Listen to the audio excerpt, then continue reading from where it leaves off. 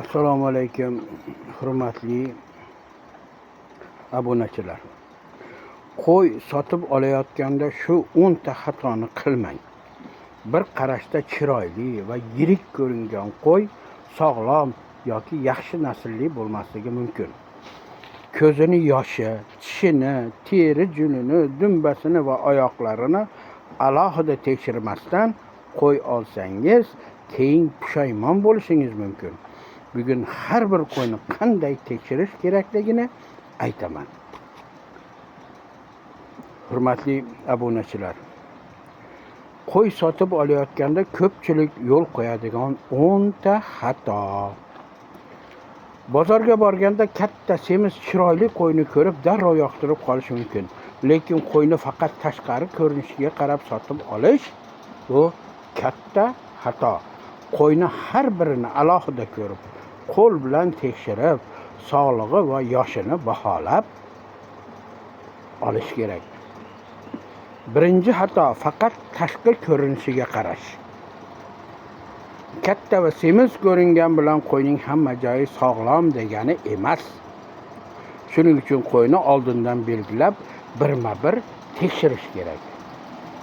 Ikkinchi xato ko'zlarini tekshirmaslik. Ko'zlari tiniqmi? Hayvon sergakmi? Qarang.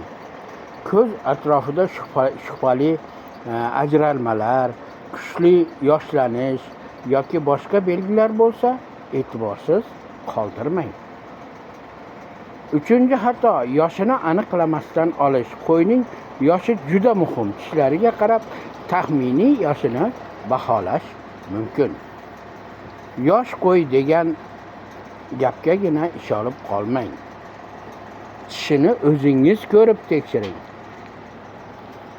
To'rtinchi xato teri va junini tekshirmaslik. Qo'yning juni va terisiga ham qarash kerak. Junning holati qanday? Terida yara, qashishdan qolgan izlar yoki parazitlardan shubhali belgilar bormi? Beshinchi xato dumbasiga qaramaslik.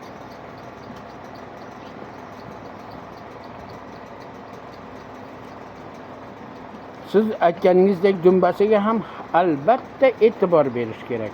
Dumbasining holati, semizlik darajasi va tashqi ko'rinishi qo'yning umumiy holatini baholashda yordam beradi. Lekin faqat dumbasiga qarab qaror chiqarmang. Oltinchi xato oyoq va tuyoqlarini tekshirmaslik. Qo'y yurishiga qarang. Oqsoqlanmayaptimi? Oyoqlarida muammo yo'qmi? Tuyoqlari qanday holatda? Qo'yni bir joyda turib emas, yuritib ham ko'rish kerak. Yettinchi xato nafas olishini kuzatmaslik. Qo'yning harakati va nafas olishiga e'tibor bering. Juda holsiz, nafasi og'ir yoki g'ayrioddiy ko'rinayotgan hayvonni shoshilib sotib olmang.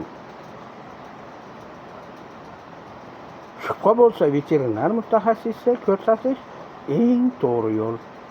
8-chi xato faqat bitta qo'yni tekshirib qolganini tekshirmaslik. Bu ham katta xato. Masalan, 10 ta qo'y olyapsiz. 10 tasini har birini alohida va alohida ko'rish kerak. Bittasini ko'rib qolgani ham shunaqa deb o'ylash mumkin emas. Xato. Har bir hayvonning holati boshqacha bo'ladi. 9-chi xato shoshilib qaror qabul qilish.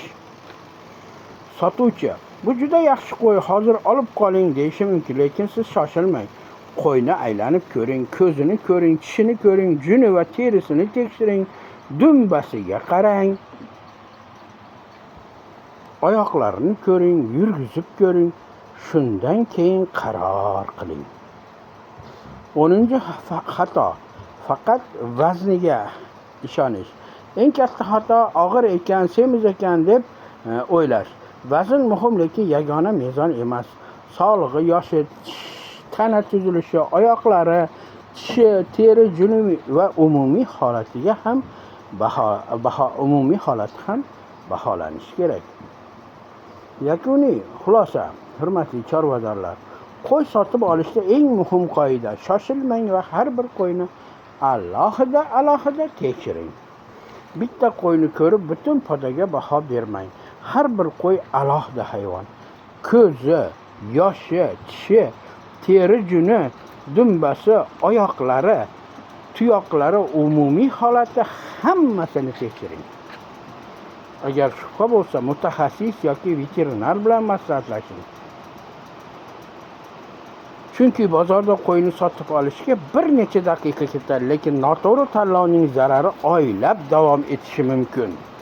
Qo'yni chiroyiga emas, holatiga qarab tanlang.